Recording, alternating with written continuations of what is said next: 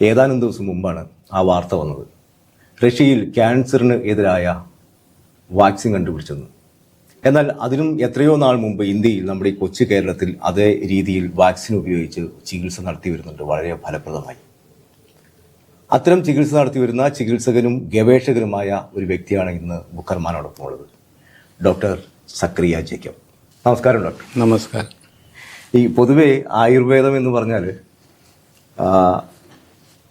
കഷായങ്ങളും ഉരുട്ടിയ ഗുളികകളും പിന്നെ കുറച്ച് അരിഷ്ടങ്ങളും അങ്ങനെയൊക്കെയാണ് സാധാരണ ആയുർവേദം നമ്മൾ കേട്ടുള്ളത്. ഞാൻ പറഞ്ഞു വന്നത്, ആധുനിക ചികിത്സാ സമ്പ്രദായങ്ങളും ആയുർവേദത്തിൻ്റെ സമഗ്രമായ ഒരു ഫിലോസഫിക് രീതികളുമുണ്ട്.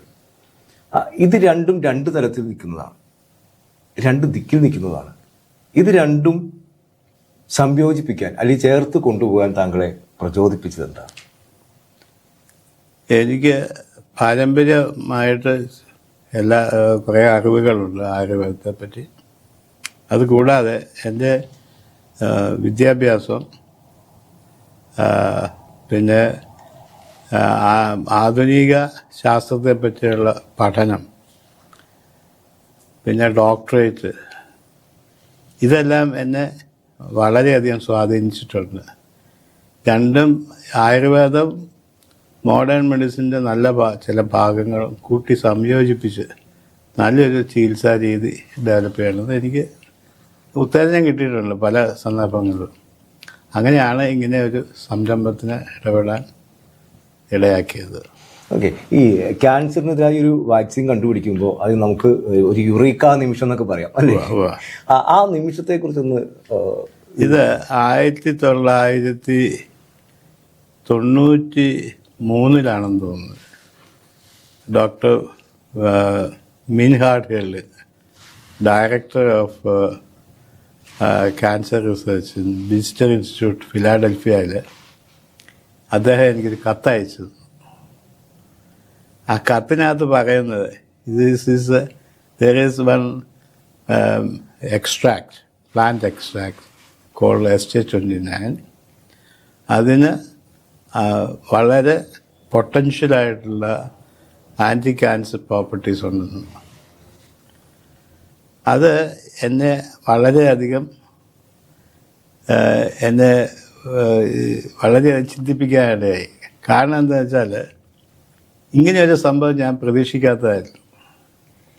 ഈ സംഭവം ആൻറ്റി ക്യാൻസർ പ്രോപ്പർട്ടീസ് ഉണ്ടെന്ന് പറഞ്ഞപ്പോൾ തന്നെ എനിക്ക് ഇത്രയും വലിയൊരു ഭാരിച്ച ഒരു റിസൾട്ട് അദ്ദേഹം എന്നെ വിളിച്ചു പറഞ്ഞു. ഇതെങ്ങനെ മുമ്പോട്ട് കൊണ്ടുപോകണം, എന്ത് ചെയ്യണം ഒന്നും എനിക്കറിയില്ല. അങ്ങനത്തെ ഒരു സന്ദർഭമായി പോയത്. സാധാരണക്കാർക്ക് ഒന്ന് മനസ്സിലാകാൻ വേണ്ടിയിട്ട് ഒന്ന് വിശദീകരിക്കുകയാണെങ്കിൽ, ഈ വാക്സിൻ എങ്ങനെയാണ് പ്രവർത്തിക്കുക? ഇപ്പോൾ സാധാരണ നമ്മൾ കേട്ടുപരിചയമുള്ളത് കീമോതെറാപ്പി, റേഡിയോതെറാപ്പി, അത്തരം വാക്കുകളൊക്കെയാണ്. അതെങ്ങനെയാണ് പ്രവർത്തിക്കുന്നതെന്ന് സാധാരണ ആളുകൾക്ക് ഏകദേശം ഒരു ധാരണയുണ്ടാവും.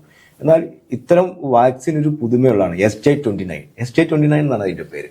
ഈ SJ29 എങ്ങനെയാണ് ക്യാൻസറിനെതിരായി പ്രവർത്തിക്കുന്നതെന്ന് ലളിതമായി പറഞ്ഞാൽ എന്താ? ലളിതമായിട്ട് പറയുകയാണെങ്കിൽ, SJ29 ഒരു പ്ലാന്റ് എക്സ്ട്രാക്റ്റാണ്. അപ്പോൾ അത് നമ്മൾ രോഗികളിൽ കൊടുത്തു കഴിയുമ്പോൾ, നമ്മൾ ഓറലിയാണ് കൊടുക്കുന്നത്, വായിൽ കൂടെ ആണ് മരുന്ന് കൊടുക്കുന്നത്. കൊടുത്തു കഴിയുമ്പോൾ ഇതിൻ്റെ ആൻറ്റിബോഡീസ് ഉണ്ടാകും. ആൻറ്റിജനാണ് ഈ പ്ലാന്റ് എക്സ്ട്രാക്റ്റ് മരുന്ന് ആൻറ്റിജനായിട്ട് കണക്കാക്കുമ്പോൾ അതിൻ്റെ ആൻറ്റിബോഡീസ് ഉണ്ടാകും ശരീരത്തിൽ. ഈ ആൻറ്റിബോഡീസ് ശരീരത്തിലെ ഇമ്മ്യൂണിറ്റിയെ വർദ്ധിപ്പിക്കും. ഇമ്മ്യൂണിറ്റി വർദ്ധിപ്പിക്കുമ്പോൾ രോഗത്തിന് ശമനം ഉണ്ടാകും. ഇതാണ് അതിന് ചെറിയ രീതിയിലുള്ള എക്സ്പ്ലനേഷൻ. മറ്റൊരു ചോദ്യം ചോദിക്കുകയാണെങ്കിൽ, ഈ ഒരു ശാസ്ത്രജ്ഞൻ അല്ലെങ്കിൽ ഗവേഷകൻ, അതേസമയം തന്നെ താങ്കളൊരു ആയുർവേദ ചികിത്സകനുമാണ്. ഈ ഇരട്ട പരിശീലനം ആരോഗ്യത്തെയും രോഗത്തെയും കുറിച്ച് ഉള്ള എങ്ങനെയാണ് അതിനെ സമീപിക്കുന്നത്? ഒരു പുതിയ രൂപത്തിൽ എത്തിച്ചേരാൻ കഴിഞ്ഞിട്ടുണ്ടോ? ഇതിന് ആയുർവേദത്തെ എല്ലാവരും നിരുത്സാഹപ്പെടുത്തുക ചെയ്യുന്നത് ക്യാൻസർ രോഗ ചികിത്സയിൽ. ഞാൻ ഇങ്ങനെ SJ29 കണ്ടുപിടിക്കപ്പെട്ട there is something potential ആയുർവേദത്തിൽ മരുന്നുണ്ടെന്ന് പറയാനിടയായി. അപ്പോൾ അതൊരു ഫാക്ടറാണ്. പിന്നെ രണ്ടാമത്തെ കാരണം ഇത് പ്രൊഫൈലാക്റ്റിക്കാണ്, രോഗം വരാതിരിക്കാൻ സഹായിക്കും. അതെ. പിന്നെ മൂന്നാമത്തെ കാര്യമാണ് ഇറ്റ് ഈസ് ക്യൂറേറ്റീവ് ഓൾസോ. ഇപ്പോൾ രോഗമുള്ള ആൾക്കാർക്ക് ഇത് കൊടുത്തു കഴിഞ്ഞാൽ സുഖമാവുകയും ചെയ്യും. അപ്പോൾ 2-3 കാര്യങ്ങളായില്ലേ. നമ്മൾ പേപ്പട്ടി വിഷബാധയേറ്റ ആൾക്ക് ഈയിടെ ഒരു ആയുർവേദ ചികിത്സകൻ, അയാൾ മരിച്ചുപോയി, അയാൾ തന്നെ പേറ്റന്റ് എടുക്കുകയും ചെയ്തു പേപ്പട്ടി വിഷമത്തിനുള്ള മരുന്ന്. ആ മരുന്ന് ഉപയോഗിച്ചിട്ട് അയാളെ പേപ്പട്ടി വിഷബാധ വന്ന ആളെ ചികിത്സിച്ച് ഭേദമാക്കി, അയാളെ രക്ഷിച്ചെടുത്ത്. അപ്പോൾ അയാൾ ഈ കാര്യം നേരത്തെ പറഞ്ഞിരുന്നു, എല്ലാവരോടും പറഞ്ഞ് അയാളുടെ മരുന്നിനെ പ്രോത്സാഹിപ്പിക്കണം. ജനങ്ങൾ എത്രയോ പേര് പേപ്പട്ടി വിഷബാധയേറ്റ് മരിക്കുന്നുണ്ട്. അവർക്ക് മാത്രമല്ല, ഇതൊരു പേപ്പട്ടി വിഷത്തിനുള്ള മരുന്നായിട്ട് എല്ലാ ഡിസ്പെൻസറിയിലും വെക്കട്ടെ. അതുപോലെ അപ്പം അതിനകത്ത് എന്തോ സംഭവമുണ്ടെന്നല്ല നമുക്ക് മനസ്സിലാക്കാവുന്നത്. എന്ന് പറഞ്ഞ പോലെ നമ്മളുടെ ഇതിനകത്ത് definitely there is some potential material in it. ആ മെറ്റീരിയൽ ആൻറ്റിബോഡീസ് ഉണ്ടാക്കി അതിൽ ആൻറ്റിബോഡീസ് നമ്മുടെ ഇമ്മ്യൂണിറ്റിയെ വർദ്ധിപ്പിച്ച് രോഗത്തെ ചെറുക്കാൻ സഹായിക്കുന്നു. ഏത് തരം ക്യാൻസറിനൊക്കെ ആയിരിക്കും ഈ SJ29 ഉപയോഗിക്കാൻ കഴിയുക? ഇത് എല്ലാത്തരം അഡിനോകാർസിനോമ, സർക്കോമാസ്, സ്കാമസ് സെൽ കാർസിനോമ, പിന്നെ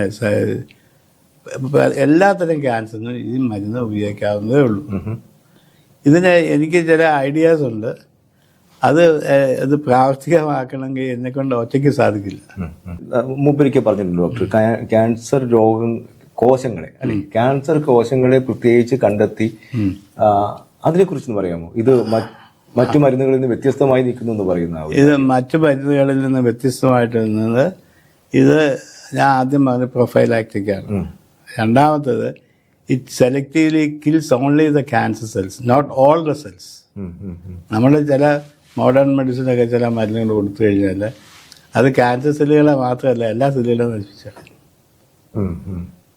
അതെ. അപ്പോൾ അത് ഞാൻ കുറ്റമായിട്ട് പറയുന്നതല്ല. പക്ഷേ എന്നാൽ നമ്മുടെ മരുന്ന് അത് കൊടുത്തു കഴിഞ്ഞാൽ it will kill only the cancer cells. അപ്പോൾ അതിനകത്ത് ടോക്സിസിറ്റി പ്രോബ്ലം 0 ആണ്. there is no toxicity at all. ഇതിന്റെ ഒരു ക്ലിനിക്കൽ പരീക്ഷണ പ്രക്രിയ എങ്ങനെയാണെന്ന് പറയാം? അതായത് ഇനി പ്രോമിസിങ് റിസൾട്ട് അങ്ങനെ എന്തെങ്കിലും പ്രത്യേക രോഗമുള്ളവരെ അങ്ങനെ പെട്ടെന്ന് ക്യൂറായിട്ടുള്ള അത്തരം കാര്യങ്ങൾ പ്രേക്ഷകർ കേൾക്കാൻ വേണ്ടിയിട്ട് അറിയാൻ വേണ്ടിയിട്ട് അത്തരം കുറച്ച് ചില ആളുകളെ, ഡോക്ടർ സക്രിയ ജേക്കബിന്റെ ചില പേഷ്യൻസിനെ ഞങ്ങൾ തന്നെ സമീപിച്ചിരുന്നു, ബുക്കർമാൻ തന്നെ സമീപിച്ചിരുന്നു. അവരിൽ നിന്ന് ചില ബൈറ്റുകൾ ഞങ്ങൾ എടുത്തിട്ടുമുണ്ട്. ഈ വീഡിയോടൊപ്പം ഞങ്ങൾ അത് ചേർക്കുന്നുണ്ട്. വിശദമായൊരു വീഡിയോ അതോടെ മറ്റൊരു വീഡിയോ ആയിട്ട് ചേർക്കുന്നുമുണ്ട്. അതിന്റെ ലിങ്ക് ഞങ്ങൾ താഴെ കൊടുക്കുന്നുണ്ട്. അത്തരം ഏതെങ്കിലും 1-2 കേസിനെ കുറിച്ച് പറയാൻ കഴിയും? ഫോർ എക്സാമ്പിൾ, ഒരു ഇതിനകത്ത് പല ഫാക്ടേഴ്സ് ഉണ്ട്. ഒരു ഗൂഡല്ലൂരുള്ള ഒരു ക്ഷേത്രത്തിലെ പൂജാരി, ഇയാളുടെ വായിൽ ക്യാൻസറിൻ്റെ കലകൾ കണ്ടിട്ട്, പഴുപ്പൊക്കെ കണ്ടിട്ട് വേദന എടുക്കാൻ തുടങ്ങിയപ്പോൾ അയാളുടെ ബന്ധു പറഞ്ഞു, നിങ്ങൾ പോയിട്ട് ഡോക്ടറെ കാണിക്കാമാണ്, ഇത് ക്യാൻസർ ആണെന്ന് തോന്നുന്നതാണ്. ഇതൊരു രസാവഹമായ കഥയും കൂടെയാണ്. കഥയല്ല, it is happened actually what has happened, കേൾക്കാൻ പാടുന്നു.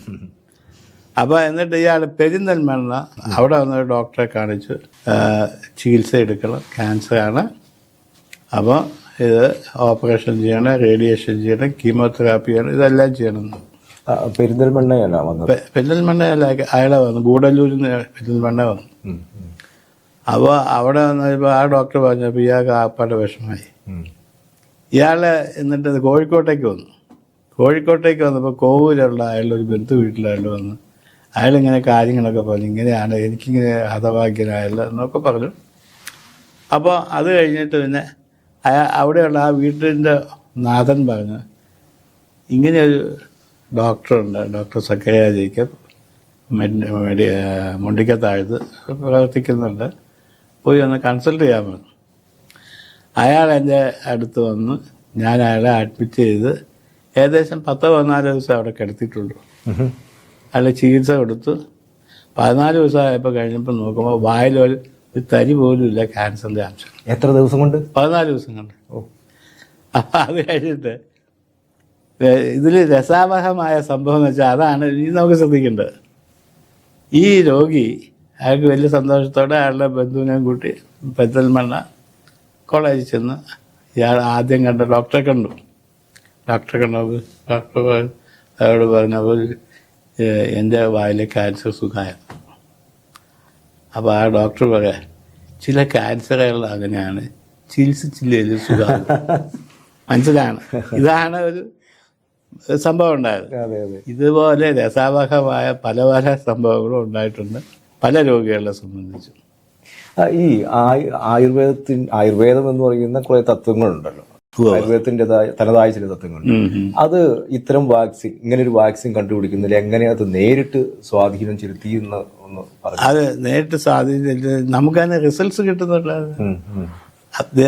Absolutely no side effects, there is no toxicity.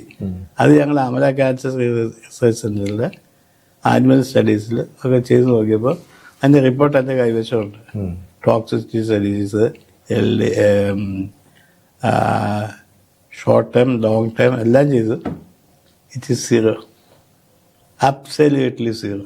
ഈ നിർദ്ദിഷ്ട ആയുർവേദ മരുന്നുകളല്ലാതെ മറ്റെന്തെങ്കിലും വിത്തുകളോ സസ്യങ്ങളോ അതെന്തെങ്കിലും ഇതിനകത്ത് നമ്മൾ ഉപയോഗിച്ചിട്ടുണ്ടോ?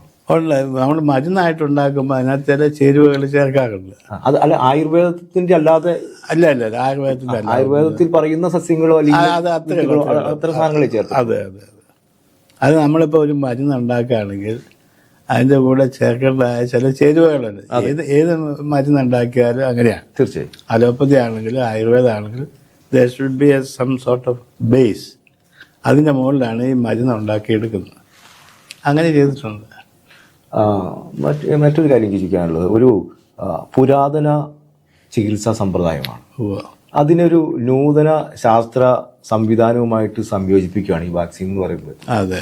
അപ്പോൾ ഇപ്പോഴത്തെ ശാസ്ത്ര സമൂഹം, ആ ശാസ്ത്ര സമൂഹത്തെ കൊണ്ട് ഇത് അംഗീകരിപ്പിക്കുന്നതിൽ നല്ല വെല്ലുവിളി നേരിട്ടുണ്ടാവും. ഇതിവിടെ ഞാൻ ചെറിയൊരു സംഭവം പറയാം. കോട്ടക്കൽ ആരോഗ്യശാല കേട്ടിട്ടുണ്ട്. അവിടുത്തെ PVS വാര്യർ, അത് കൃത്യമായിട്ട് ഇയർ എനിക്ക് ഓർമ്മയില്ല. മസൂരി രോഗം പിടിപെട്ട് കുറേ ആൾക്കാർ മരിക്കാനിടയായി.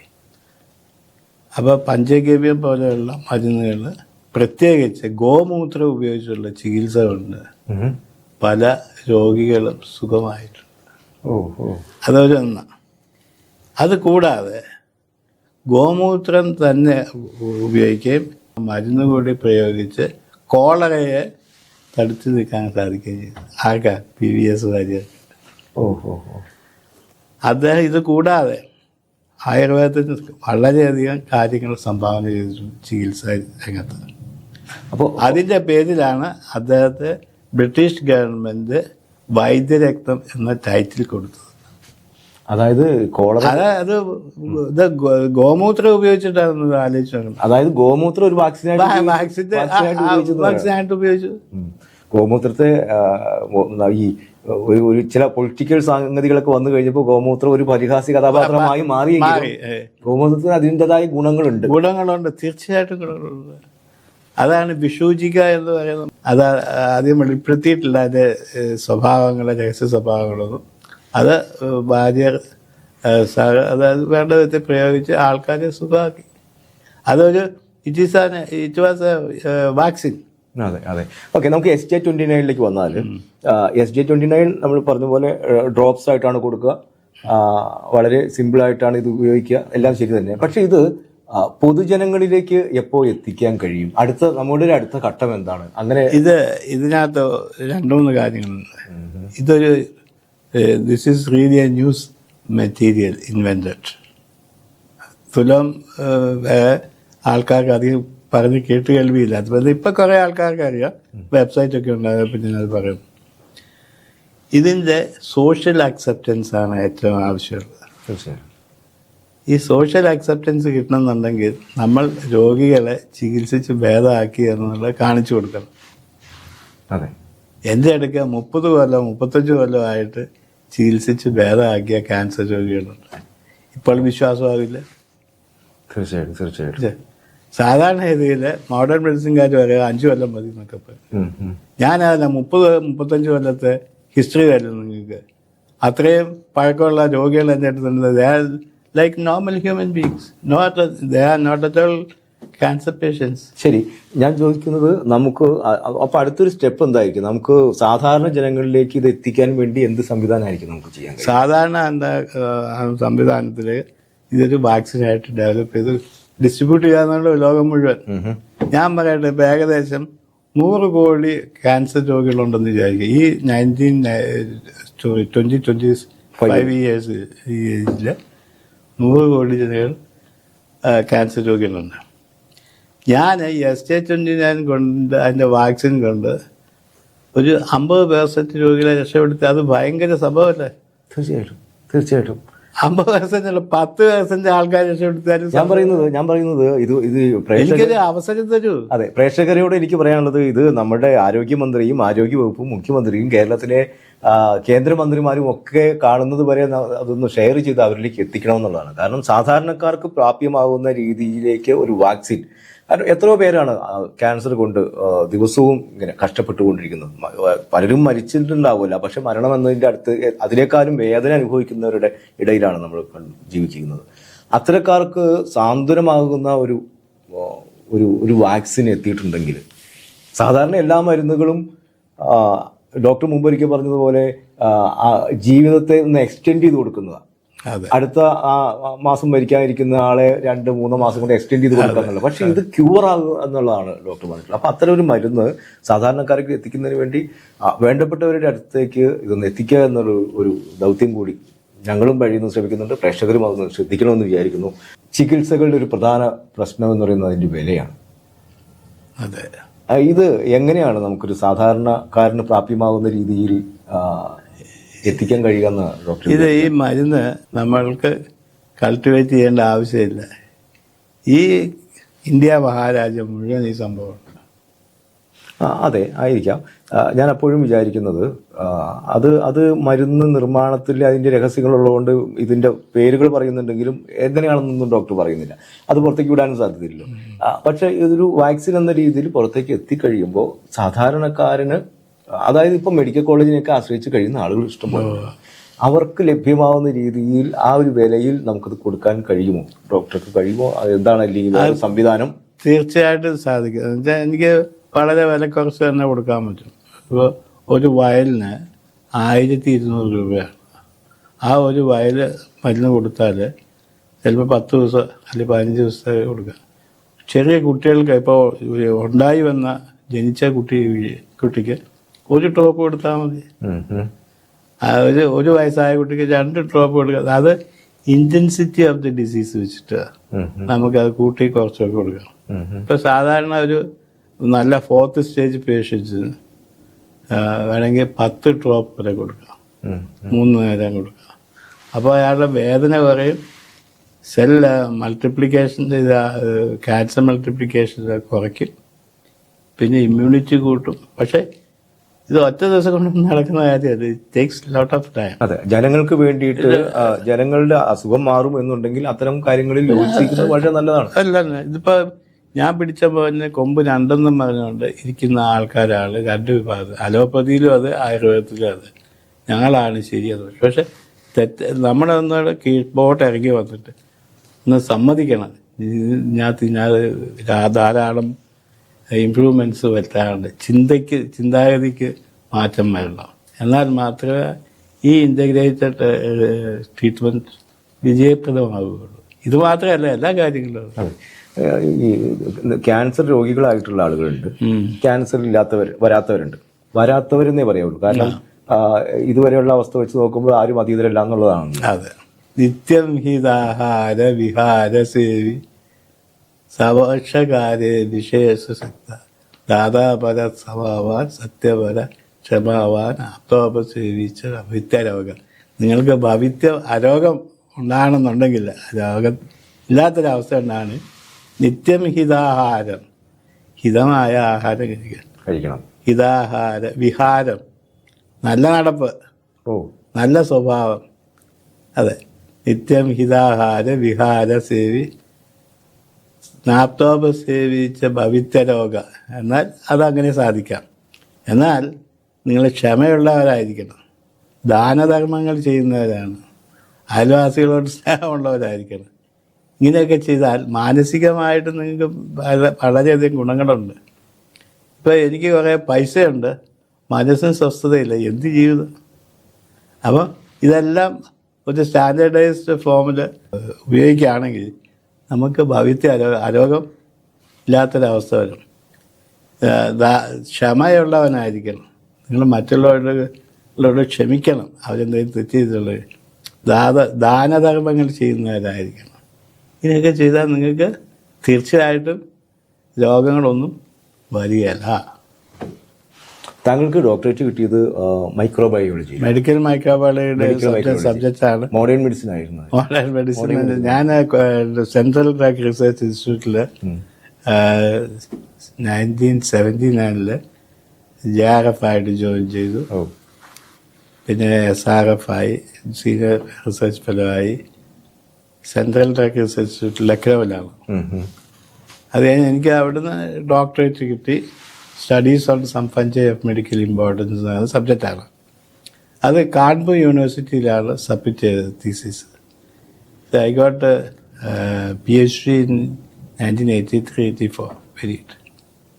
പിന്നെ അത് കഴിഞ്ഞിട്ട് ഞാൻ I joined CFTRA, central food technological research institute. അവിടെ I worked on single cell oil. Single cell ഓയിലിൽ ബയോസർഫക്റ്റൻസ്, ഇതേപ്പറ്റിയുള്ള ബയോടെക്നോളജിക്കൽ അപ്രോച്ചസ് വർക്കൗട്ട് ചെയ്യുകയുണ്ടായി. പിന്നെ 1992 ഐ ലെഫ്റ്റ് US. അവിടെ പോയത് ഞാൻ എൻ്റെ വേറൊരു അംബിഷൻ ഉണ്ടായിരുന്നു. 1980s ബിഗിനിങ്ങിൽ എയ്ഡ്സിൻ്റെ ഔട്ട് ബേർട്സ് ഉണ്ടായി. ഞാൻ I was reading an article on nature, in nature എന്ന് വെച്ചാൽ മാഗസീൻ. CDRAയുടെ ലൈബ്രറിയിൽ നിന്ന് വായിക്കുമ്പോൾ ആ സമയത്ത് ഞാൻ എൻ്റെ തീസിസൊക്കെ സബ്മിറ്റ് ചെയ്ത് ഇനി എന്ത് ചെയ്യും എന്ന് വിചാരിച്ചിരിക്കുമ്പോഴാണ് ഒരു ഐഡിയ തോന്നുന്നത്. Why don't I work against cancer എന്നുള്ള റിസർച്ച് എന്നല്ല. അപ്പോൾ എനിക്കിത് പറയാവുന്നേ ഉള്ളൂ. ആരും എന്നെ അക്സെപ്റ്റ് ചെയ്തില്ല. എല്ലാവരും പേടിച്ച് അറ്റൻഡ് ചെയ്തിരിക്കുകയാണ്. ഈ എയ്ഡ്സ് എന്ന മഹാമാരി അതെങ്ങനെ കൈകാര്യം ചെയ്യുന്ന ആൾക്കറിയില്ല. എന്നിരുന്നാലും ഞാൻ എൻ്റെ ഉള്ളിൽ തോന്നിയ ചില കാര്യങ്ങൾ ഞാൻ പല ആൾക്കാരുമായിട്ട് ഡിസ്കസ് ചെയ്തിട്ടുണ്ട്. നമുക്ക് എയ്ഡ്സിനെ എങ്ങനെ പ്രതിരോധിക്കാമെന്ന്. കാലങ്ങൾ നീണ്ടുപോയി. ഞാൻ CDRA വിട്ടു, CFTRA വന്നു. അവിടെ ഞാൻ 1988 പല ആയുർവേദ ബിഷഗ്വരന്മാരും വൈദ്യന്മാരും പ്രമുഖരായ അലോപ്പതി ഡോക്ടേഴ്സും ഇവരൊക്കെ ആയിട്ട് ഞാൻ ഡിസ്കഷൻസ് നടത്താറുണ്ട്. എങ്ങനെ ഇതിനെ പരിഹാരമുണ്ട്. ആർക്കും ഇല്ല, ഒന്നും മറുപടി പറയാനില്ല. എനിക്ക് ചില വേറിട്ട രീതിയിൽ ഞാൻ ചിന്തിക്കാൻ തുടങ്ങി. അപ്പോൾ സാധാരണ രീതിയിൽ പോയി കഴിഞ്ഞാൽ ഒരു മറുപടി നമുക്ക് കിട്ടുകയില്ല. അപ്പോൾ ഞാൻ വേറിട്ട് ചിന്തിച്ചപ്പോൾ ഞാൻ ഒരു വൈദ്യരുണ്ടായിരുന്നു, അയാളുടെ പേര് കൃഷ്ണഭട്ട്. കൃഷ്ണഭട്ട് എന്ന് പറഞ്ഞാൽ അയാൾ വിട്ല എന്ന് പറയുന്ന സ്ഥലത്താണ്, അത് മംഗലാപുരം അടുത്ത് വിട്ല എന്ന് പറയുന്ന സ്ഥലത്ത് ഞാൻ അദ്ദേഹത്തെ പോയി കണ്ടു, സംസാരിച്ചു. അയാൾ മരുന്നിൻ്റെ പേര് പറയില്ല, മരുന്ന് തൊട്ട് കാണിക്കാതെ എനിക്കത് മതി. ആ മരുന്ന് എന്നിട്ട് ഇയാളെ പറിച്ച സ്ഥലം കാണിച്ചു തന്നു. അത് കർണാടക ഫോറസ്റ്റ് തുടങ്ങുന്ന സ്ഥലത്ത് അവിടെ ഒരു ചെടി നിൽക്കുന്നുണ്ട്. അവിടെ പോയിട്ട് എന്നെ ഇത് കാണിച്ചു തന്നു, ഇതാ മരുന്ന്. പിതാവും ഇതുപോലെ ഈ ആയുർവേദ രംഗത്തുണ്ടായിരുന്ന ഒരാളായിരുന്നു. അതെ അല്ലേ? അദ്ദേഹം സ്കൂൾ അധ്യാപകനുമായിരുന്നു, അതോടൊപ്പം വൈദ്യ ചികിത്സകനുമായിരുന്നു അല്ലേ? ആ ഒരു പാരമ്പര്യം കൂടി ഉണ്ട് ഞങ്ങൾക്ക്. പാരമ്പര്യ എൻ്റെ അച്ഛനിൽ നിന്ന് എനിക്ക് ധാരാളം പാരമ്പര്യ അറിവുകൾ കിട്ടിയിട്ടുണ്ട്. അച്ഛൻ പേര് കേട്ട ഒരു ആസ്മാരോഗ വിദഗ്ധനായിരുന്നു. ആർക്കും ആരോടും ഒരു നയപ്പൈസ പോലും മേടിക്കില്ല. ശരി. അങ്ങനെയൊക്കെ ചികിത്സ എല്ലാവർക്കും കൊടുക്കും അറിയാവുന്ന വിധത്തിൽ. എന്നുവെച്ചാൽ അത്ര ഗംഭീരമായിട്ടുള്ള സജ്ജീകരണങ്ങളോടൊന്നുമല്ല, വീട്ടിൽ വരും, ആൾക്കാർക്ക് മരുന്ന് കൊടുക്കും, ഇങ്ങനെയൊക്കെ ചില ഉപദേശങ്ങൾ കൊടുക്കും, അങ്ങനെയൊക്കെ ധാരാളം ആൾക്കാർ സുഖമാക്കിയിട്ടുണ്ട്, ആസ്മ വന്നിട്ടുള്ള. അത് എൻ്റെ അച്ഛനിൽ എനിക്ക് ധാരാളം അറിവുകൾ കിട്ടിയിട്ടുണ്ട്. അതൊക്കെ ഈ മരുന്നിൻ്റെ കണ്ടുപിടുത്തത്തിലും ഉപയോഗത്തിലും ഒക്കെ എന്നെ സഹായിച്ചിട്ടാണ് എങ്ങനെയാണ് മുമ്പോട്ട് പോകേണ്ട കാര്യങ്ങളൊക്കെ. ഇപ്പോഴും ധാരാളം യുവ ശാസ്ത്രജ്ഞന്മാരും ഡോക്ടർമാരും ഒക്കെ, യുവ ഡോക്ടർമാരൊക്കെ, അതായത് ഈ കൺവെൻഷനുകളെ വെല്ലുവിളിച്ചുകൊണ്ട് വിപ്ലവകരമായ നൂതന ആശയങ്ങൾ കണ്ടെത്തുന്ന അത്തരം ശാസ്ത്രജ്ഞരുണ്ട്, യുവാക്കളുണ്ട്. അവർക്ക് എന്ത് നിർദ്ദേശമാണ് നൽകാനുള്ളത്? പുതിയ അറിവുകൾ നല്ലതാണ് ഇപ്പോഴും. പക്ഷേ ഈ ചില അറിവുകൾ മെഡിക്കൽ സയൻസസിൽ അത് കുറച്ച് കാലമേ നിൽക്കുള്ളൂ. അത് കഴിയുമ്പോൾ പിന്നെ അതിൻ്റെ പ്രസക്തി നഷ്ടപ്പെട്ടു പോകും, വേറെ രൂപത്തിലേക്ക് പോകും. ഇതാണ് സാധാരണയായിട്ട് സംഭവിക്കുന്നത്. നൂതനമായിട്ടുള്ള ചിന്താഗതിക്കാർ അതും നല്ല കാര്യമാണ്, പക്ഷേ എത്രത്തോളം പ്രാക്ടിക്കബിൾ ആണെന്നുള്ള കണ്ടറിയണം. ചിലർ പറയും ക്യാൻസറിന് മരുന്ന് കണ്ടുപിടിച്ചു, അത് ഇതാണെന്നൊക്കെ പറഞ്ഞു പേപ്പറിൽ ടി വിയിൽ അതൊക്കെ കാര്യങ്ങളൊക്കെ വരും. അത് അന്നത്തെ ദിവസം അല്ലെങ്കിൽ ഒരാഴ്ചത്തേക്ക് ആ ന്യൂസ് അവിടെ കാണും. പിന്നെ ആ ന്യൂസിനെ പറ്റി യാതൊരു വിവരമില്ല. ഇതാണ് സംഭവിക്കുന്നത് ക്യാൻസർ ട്രീറ്റ്മെൻറ്റിൻ്റെ കാര്യത്തിൽ. അതെ, നമ്മൾ SK-29 കാര്യം ഒന്നുകൂടി പറഞ്ഞാൽ അത് ഡ്രോപ്സ് ആയിട്ടാണ് കൊടുക്കുക? അത് ഡ്രോപ്സ് ആയിട്ട് കൊടുക്കാം, ഞങ്ങൾ ക്യാപ്സുലർ ഫോമിലും കൊടുത്തിട്ടുണ്ട്. രണ്ട് രീതിയിൽ ചെയ്യുന്നത്. പിന്നെ അത് ഓയിൻമെൻറ്റ് ഫോമിലും കൊടുക്കുന്നുണ്ട്. എക്സ്റ്റേണൽ ആപ്ലിക്കേഷൻ വേണ്ടി. ഇത് ഞങ്ങൾ ചില പോയിന്റ്സിൽ ഈ ഓയിൻമെൻറ്റ് മിക്സ്ഡ് വിത്ത് ക്ഷീരബല 101 ചേർത്ത് മിക്സ് ചെയ്ത് പേസ്റ്റ് ആക്കിയിട്ട് നമ്മൾ തലയിൽ മൂർധാവിൽ തൂക്കും, ചെവിയുടെ 2 വശത്ത് തൂക്കും, തൊണ്ടയ്ക്ക് തൂക്കും, നേവൽ പുക്കിൾക്കൊടിയുടെ അവിടെ കാലിൻ്റെ വെള്ളം നടക്കുന്നത്. ഇതൊക്കെ ഓരോ പോയിന്റ്സാണ്. ഇത് രാത്രി പറ്റി കിടന്നു കഴിഞ്ഞാൽ നമുക്ക് തന്നെ അറിയാം പിറ്റേ ദിവസം അതിങ്ങനെ ഇറങ്ങി പോകുന്നത്. അത്രയ്ക്ക് പവർഫുള്ളാണ് ആ മെഡിസിൻ. പേഷ്യൻസിന് ചില ആളുകളെ ഞങ്ങൾ കണ്ടിരുന്നു. അതിൽ പലരും പറഞ്ഞത് അവിടെ എത്തുന്ന പലരും 4th സ്റ്റേജിലാണ് അവിടെ എത്തുക. അതായത് മറ്റു ഹോസ്പിറ്റലുകളിലെല്ലാം പോയി കഴിഞ്ഞാൽ രക്ഷയില്ലാന്ന് തീർന്നു കഴിയുമ്പോൾ അവർ അപ്പോൾ സാധാരണ രീതിയിൽ അങ്ങനെയാണ് എല്ലാവരും ഒരു അന്വേഷണം നടത്തും. പിന്നെ ഗൂഗിൾ ഉള്ളതുകൊണ്ട് ഒരു ഓൺലൈൻ അന്വേഷണം നടത്തും. അങ്ങനെ അന്വേഷണം നടത്തിയാണ് പലരും അവിടെ എത്തിയിട്ടുള്ളത്. അപ്പൊ 4th സ്റ്റേജിൽ എത്തിയിട്ടുള്ള ആളുകളെ പോലും ചികിത്സിച്ച് ക്യൂറായി വന്നിട്ടുണ്ടെന്നാണ് ഞാൻ അറിഞ്ഞത്. അത് ഞാൻ പറഞ്ഞ 35 വർഷമായിട്ട് ജീവിക്കുന്ന ആൾക്കാരുണ്ട്. 35 വർഷം ഇത് SK-29 നിങ്ങളുടെ സുഖമായില്ലെങ്കിൽ പിന്നെ അവരെങ്ങനെയാണ് ജീവിക്കുന്നത്? വേറെ ഒരു മരുന്ന് അവർ എടുത്തിട്ടില്ല. So SK-29 is the medicine four cancer. സാധാരണ രീതിയിൽ അത്തരം 4th സ്റ്റേജ് അല്ലെങ്കിൽ 3rd സ്റ്റേജ് കഴിഞ്ഞാൽ 4th സ്റ്റേജിൽ എത്തിയ ആൾ വന്നു കഴിഞ്ഞാൽ ഒരു പേഷ്യന്റ് വന്നാൽ എത്ര ദിവസം കൊണ്ടായിരിക്കും, എത്ര ദിവസത്തെ ട്രീറ്റ്മെന്റ് ആയിരിക്കും നമ്മൾ നിർദ്ദേശിച്ചത്? അങ്ങനെയുണ്ടോ? തുടക്കത്തിൽ ഇപ്പൊ 4th സ്റ്റേജ് പേഷ്യൻസ് ആണെങ്കിൽ അവർക്ക് ഓരോ അവയവം മാത്രമല്ല ബാധിച്ചിരിക്കുന്നത്. It is spread to different organs. ഇപ്പൊ ലിവറിൽ ലീഷൻ കണ്ടു കഴിഞ്ഞാൽ it can happen in gall bladder, it can happen in spleen, it can happen in pancreas. ലങ്സിൽ വരാം, ലങ്സിന് നേരെ തലയിലേക്ക് പോവാം, അതിൽ താഴേക്ക് പോവാം. It can spread to any part of the body. അപ്പോൾ അയാളെ നമ്മൾ വളരെ ഈ ഒരു ക്യാൻസർ തന്നെയാണ് ഈ സ്പ്രെഡ് ആകുന്നത് മുഴുവൻ. ക്യാൻസർ ഇൻ ദ ലിവർ ഈ spread to different organs. It is the same cancer. അത് തലയിൽ ക്യാൻസർ വന്നാൽ ആ ക്യാൻസർ തന്നെയല്ല ഇവിടെ കാണുന്നത്. അത് വേറെ ക്യാൻസർ ഒന്നുമല്ല, ക്യാൻസർ ഇസ് ദ സെയിം. അപ്പോൾ അതിനെ ചികിത്സിക്കണമെങ്കിൽ we have to treat liver, gall bladder, pancreas, spleen, lungs, brain, എവിടെയൊക്കെ ബാധിച്ചു. അപ്പോൾ അതിന് സമയമെടുക്കും. 21 ദിവസത്തെ ചികിത്സ കൊണ്ട് ഒരു രീതിയിലാക്കിയെടുക്കും, പരുവത്തിലാക്കിയെടുത്തിട്ട് രോഗിയെ പറഞ്ഞു വിടും. എന്നിട്ട് പറയും മരുന്നുകൾ കണ്ടിന്യൂ ചെയ്യാൻ പറയും. പഥ്യത്തിലിരിക്കും, നിത്യം ഹിതാഹാര രോഗി കഴിക്കാവുള്ളൂ. മനസ്സിലായില്ലേ? അപ്പൊ സാധാരണ ആയുർവേദത്തിൽ പഥ്യം നിർബന്ധമാണ്. ഇതിലും അത്തരം കാര്യങ്ങൾ ഉണ്ടാവാം. തീർച്ചയായിട്ടും ഉണ്ട്. ഞാൻ പറയട്ടെ, ഒരു 4th സ്റ്റേജ് പേഷ്യന്റ് ബീഫിന്റെ 2 കഷ്ണം ഇറച്ചി തിന്നാൻ പറഞ്ഞാൽ അത് ശരിയാണത്? അത് ഒരിക്കലും ദഹിക്കില്ല. റബ്ബർ പോലെ സ്റ്റൊമക്ക് കിടക്കും, അത് മറ്റു അസുഖങ്ങൾ ഉണ്ടാക്കാം. മറ്റ് അസുഖങ്ങളുണ്ടാക്കും. അപ്പോൾ അതുകൊണ്ട് ഈസി ടു ഡൈജസ്റ്റ് ഫുഡ് വളരെ മിതമായ രീതിയിൽ കൊടുത്ത് രോഗിയെ സാധാരണ നിലയിലേക്ക് കൊണ്ടുവരണം. അതിന് വേണ്ട മരുന്നുകളും കൊടുത്ത് ഞാനതാ അപ്പം ചെയ്യുന്നത്, വേറെ ഒന്നും ചെയ്യുന്നില്ല. ഇത് നമ്മളിപ്പോൾ 4th സ്റ്റേജ് 3rd സ്റ്റേജ് അങ്ങനെയുള്ള കാര്യങ്ങൾ പറയുന്നു. അതോടൊപ്പം ഞാൻ ചോദിക്കുന്നത്, ഒരു വാക്സിനാണ് എന്നുണ്ടെങ്കിൽ അതെ, അസുഖം വരാത്തവർക്ക് ഒരു പ്രതിരോധ മരുന്നായിട്ട് തന്നെയല്ലേ കൊടുക്കാം പ്രതിരോധ മരുന്നായിട്ട് തന്നെ കൊടുക്കുക. അതായത് ഈ SJ-29 എന്ന് പറയുന്ന ഈ വാക്സിൻ ഉപയോഗിച്ചാൽ നമുക്ക് ക്യാൻസർ വരില്ലെന്ന് ഉറപ്പാക്കാം എന്നല്ലേ അതിനർത്ഥം? തീർച്ചയായിട്ടും അത്. പക്ഷേ ഇതിന് നീഡ്സ് ലോട്ട് ഓഫ് റിസർച്ച്. ഇത് നല്ല പണിയുണ്ട്. ഇത് ഒറ്റ ദിവസം കൊണ്ടൊന്നും ഞാൻ ഇങ്ങനെ പറഞ്ഞെങ്കിലും ഇത് ഫലവത്താണെങ്കിൽ ഗവൺമെന്റ് ഷുഡ് കം ഫോർവേഡ്. ഞാൻ ഐഡിയ പറഞ്ഞു തന്നേ ഉള്ളൂ, എൻ്റെ ഐഡിയാസ് റിസൾട്ട്സ് ഞാൻ പറഞ്ഞു തന്നേ ഉള്ളൂ.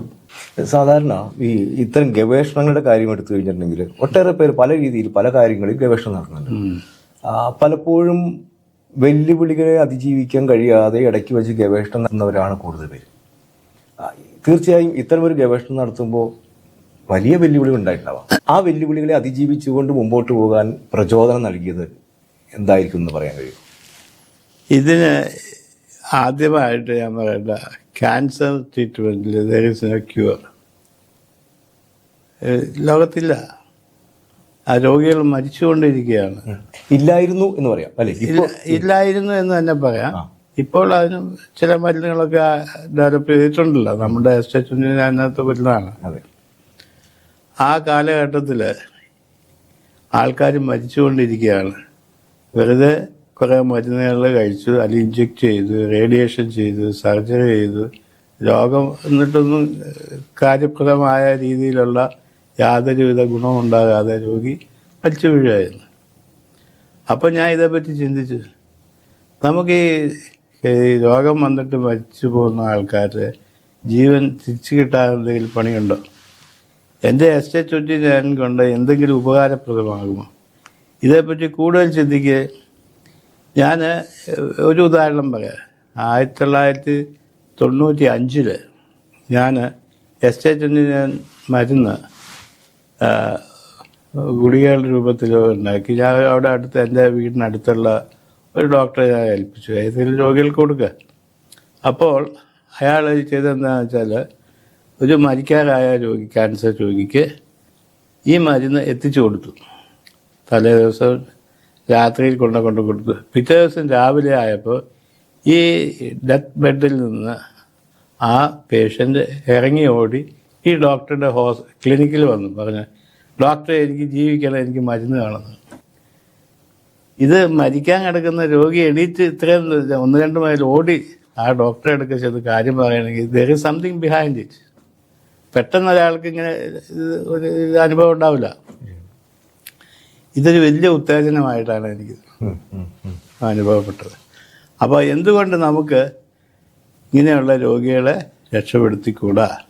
SJ-29 അവിടെയാണ് എൻ്റെ സ്റ്റാർട്ടിങ് പോയിന്റ്.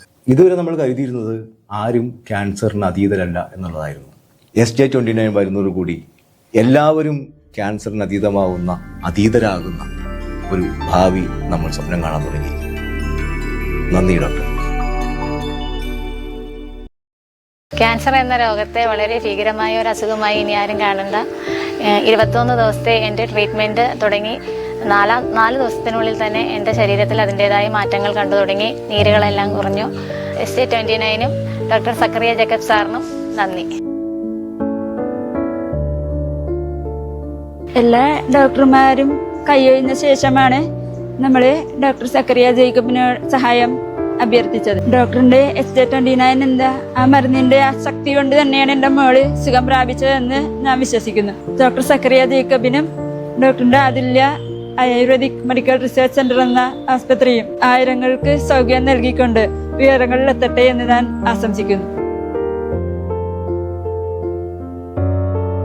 ദേഹം വേദന, ഭയങ്കരമായ വേദന, വിശപ്പില്ലായ്മ, കാലിലൊക്കെ നീര്, കിടക്കാൻ വയ്യാത്ത അവസ്ഥ, അങ്ങനെയൊക്കെ വന്നു. അപ്പോൾ ഇത് നോക്കിയിട്ട് ഡോക്ടർ പറഞ്ഞു ക്രിട്ടിക്കലാണ്, എന്നാലും ചെയ്ത് നോക്കാമെന്നും പറഞ്ഞ് ഡോക്ടർ മരുന്ന് തന്നു. 2 ആഴ്ച കഴിഞ്ഞപ്പോഴത്തേക്കും കാലിലെ നീരൊക്കെ അങ്ങ് മാറി, വിശപ്പ് തുടങ്ങി. പിന്നെ ഒരു 1-2 മാസം കഴിഞ്ഞപ്പോൾ പെയിനൊക്കെ കുറഞ്ഞു. ഡോക്ടറെ എനിക്ക് ഒരിക്കലും മറക്കാൻ പറ്റില്ല. ഡോക്ടർ സക്കറിയ ഡോക്ടറാണ് എന്നെ ഈ നിലയിലേക്ക് എത്തിച്ചത്, ഇത്രയും നാൾ കൊണ്ടുനടന്നത്. അതുകൊണ്ട് ഡോക്ടറെ മറക്കാനും പറ്റില്ല, മരുന്നും.